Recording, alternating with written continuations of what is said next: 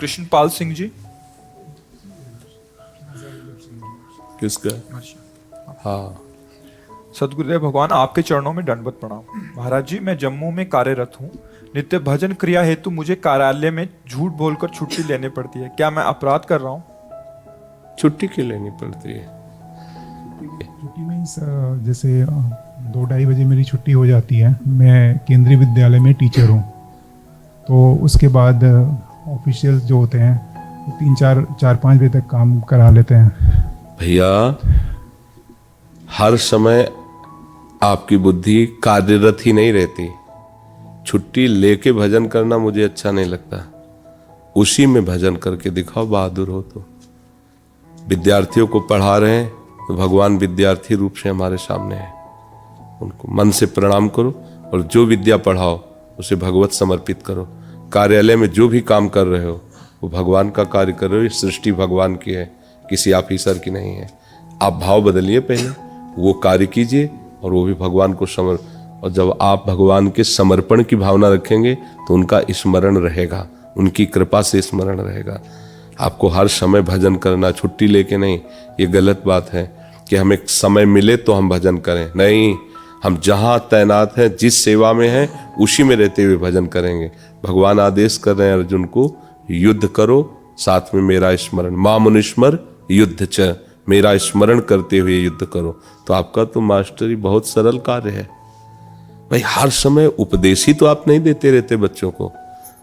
कुछ मिनट आप उपदेश किए, फिर इसके बाद वो अपना उस समय आप नाम जप करते रहे, मंत्र जप करते रहे। 1 मिनट का भी टाइम मिले तो हम उसमें 10 बार 20 बार मंत्र जप लिए। भाई, अपने को भजन करना है, फिर हम बोल रहे हैं वो भी भजन है। विद्या का उपदेश कर रहे हैं, सब भगवत स्वरूप विद्यार्थी हैं, सबसे प्रियता का व्यवहार। देखो, समाज को जब तक आप भगवान नहीं समझोगे, भगवत सेवा नहीं समझोगे, तब तक सच्चा भजन नहीं हो सकता। ये समाज हमारी भगवान का स्वरूप है। किसी भी महात्मा को कितना भी एकांत में गुफा में रहा हो, भजन किया हो, अंत में उसे समाज सेवा करनी ही पड़ेगी, क्योंकि समाज का अन्न पाया है। समाज में तुम पैदा हुए हो, समाज के कपड़े पहने हो, समाज का अन्न पाया, तो समाज की सेवा करके जाओ, समाज के लिए मंगल विधान करो, अपने भजन को समाज की सेवा में लगाओ, तो आपको तो समाज की बहुत बढ़िया सेवा मिली। आपका पढ़ाया हुआ विद्यार्थी देश सेवा में जा सकता है, आपका पढ़ाया हुआ विद्यार्थी भगवान के भी मार्ग में जा सकता है। तो आप ऐसी भावना से सेवा करो उसे आप अगर ये मानोगे कि ये संसारिक कार्य है और ये भागवतिक कार्य, 2 विभाग कर देंगे तो आप परेशान हो जाएंगे। तभी आपको ऐसा करना पड़ता है। एक विभाग रखो ना। हमारे प्रभु की संपूर्ण सृष्टि है और मुझे सेवा दी गई है, तो जो सेवा दी गई उसमें बेईमानी नहीं होने देंगे, कोई देखे या ना देखे। हम भरसक प्रयास करेंगे कि हमारा पढ़ाया हुआ विद्यार्थी प्रवीण हो, निपुण हो। वो ना हो उसकी बात है, हमारा प्रयास रहेगा। हम अपनी तरफ से उसमें ढिलाई नहीं रखेंगे। जो काम दिया जाएगा पक्का करेंगे, उसमें हम बेईमानी नहीं करेंगे। और नाम जप करते राधा राधा राधा, और ये कोई जान ना पाए कि आप नाम जप करते हो, ये खास बात है। अगर अपने डिपार्टमेंट के अधिकारियों के सामने बैठो, उनके साथ बैठो, तो लगना चाहिए हमसे कम नहीं है संसारी है, ऐसा लगना चाहिए। हंस भी दिए, बात भी कर दिए, अंदर चल रहा है। जैसे कोई किसी का जब बुरा करना चाहता है तो उसको जानने नहीं देता। हंसेगा, बात करेगा, हाथ मिलाएगा, पानी पिएगा, पर वो समय देखे कब गला काटें इसका, कब पैसा मारें इसका, वो अपनी ताड़ में रहेगा। हमको ऐसे ही ताड़ में रहना है। तुमसे हंसेंगे, बात करेंगे, लेकिन अपने प्रभु का चिंतन करेंगे। हम फंसने नहीं देंगे अपने मन को तुम में। चतुराई सीखो ना।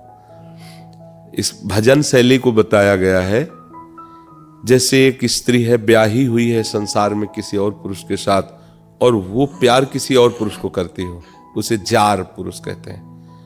अब वो क्या करेगी? पति आएगा तो इतना प्यार दिखाएगी कि वो सोच भी नहीं सकता कि क्या ऐसा भी हो सकता है क्या। घर के पूरे काम, पूरे सदस्य, पर अंदर हर समय उसके अंदर उत्साह कि कैसे हम उसको देखें, कैसे उससे, बस यही बात भगवान के साथ करनी है। परिवार वाले जान न पाए कि आप इस कोट के भक्त हैं, आपके काम करने वाले साथ वाले जान न पाए कि इस कोट के भक्त हैं। आप अंदर ही अंदर प्रभु से प्यार, सबसे व्यवहार वैसे जैसे एक संसारी पुरुष, और अंदर से प्यार, कोई बाधा नहीं। और ऐसे अगर भक्त बन गए तो तुम्हें कोई परास्त नहीं कर सकता। देखो, गुफा में भजन करने वाला भी एक जगह कमजोर रहता है। जब बाजार में खड़ा होगा संसार में तो भागने का मन होगा उसका। नहीं, सच्चा अभ्यासी वही है जो बीच बाजार में आसन लगा के बैठ जाए तो उसी समय समाधि में पहुंच जाए। ढोल नगाड़े बज रहे हैं, उसकी एकाग्रता भंग नहीं हो, ये सच्चा अभ्यास है, वो कच्चा अभ्यास है। तो आपको तो शुरू से सच्चा अभ्यास मिल रहा है, समाज में रहना है, बच्चों के साथ, और उस समय आप भजन का अभ्यास कर लिए तो महात्मा हो गए। बिल्कुल जैसा कहें वैसा समझो, तुम्हें घबराने की जरूरत नहीं है, दो विभाग करने की जरूरत नहीं कि ये सांसारिक कार्य हो, ये भागवतिक कार्य है। सब पूरा संसार भगवान का है। धर्म से चलो, नाम स्मरण अधिक से अधिक करने की चेष्टा करो, जो भी सेवा मिली है मनोयोग से करो और उसको प्रभु को समर्पित कर दो, भगवत प्राप्ति हो जाएगी। मान लो हमारी बात, हमको झूठ बोलने की जरूरत क्या है।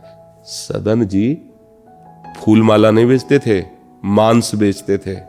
कितने चाहिए, 1 किलो 2 किलो, क्योंकि उस कुल में पैदा हुए थे। कसाईवाड़े से खरीद लाते थे, अपना धंधा करते थे। और ऐसे सिद्ध पुरुष थे कि बड़े बड़े महात्मा उनसे प्रश्न उत्तर करने जाते थे भागवती। कोई क्रिया से कोई ऐसा थोड़ी होता कि आप गंगा स्नान रोज कर रहे तो आप महात्मा ही हो जाओगे। नहीं, इसके बाद क्या चिंतन चलता है आपका, इसके बाद क्रियाएं क्या होती हैं।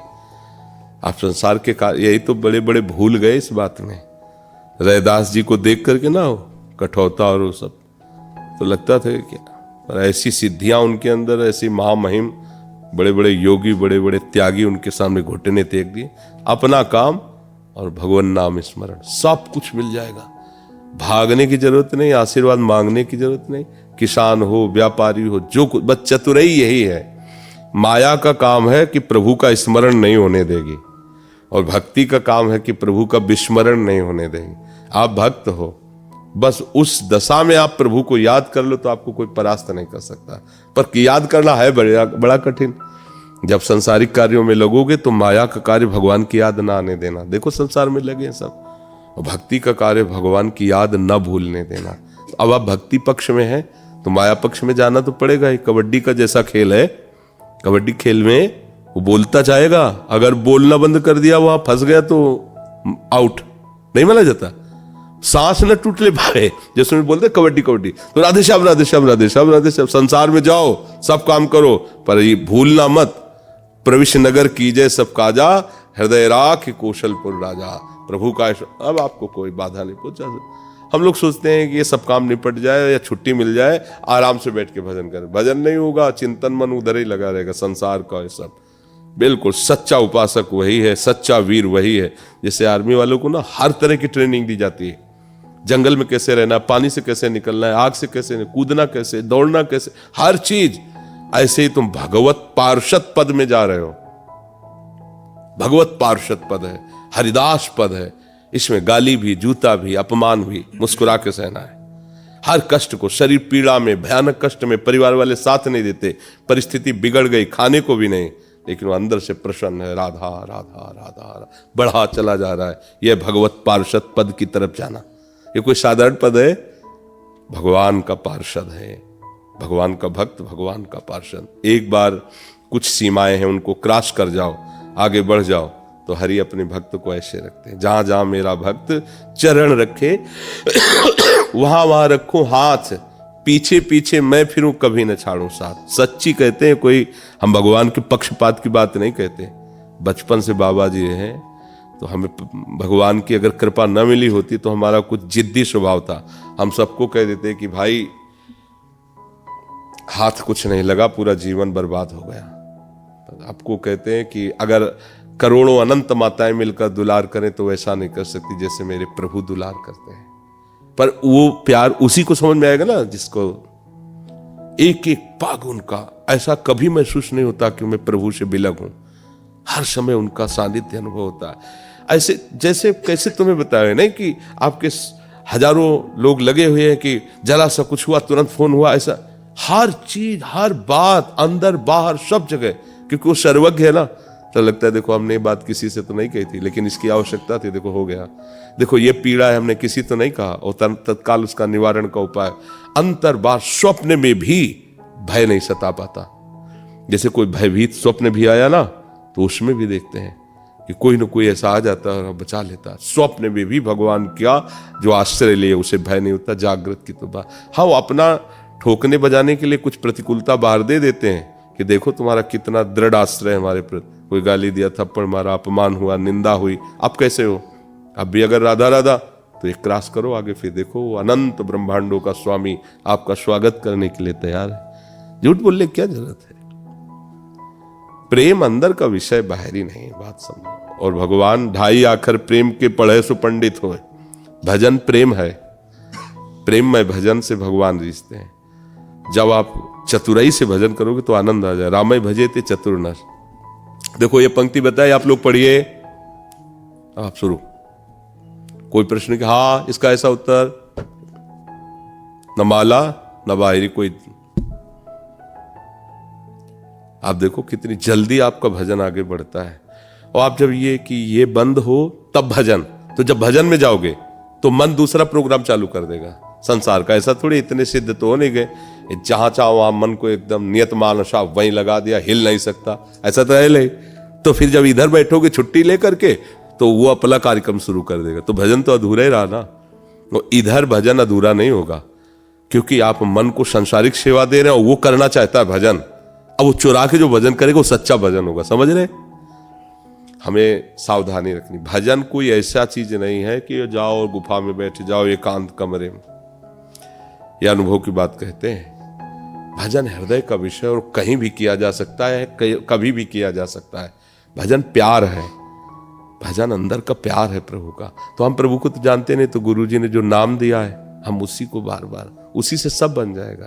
राधा राधा राधा। गौरव उपाध्याय जी, रीवा से।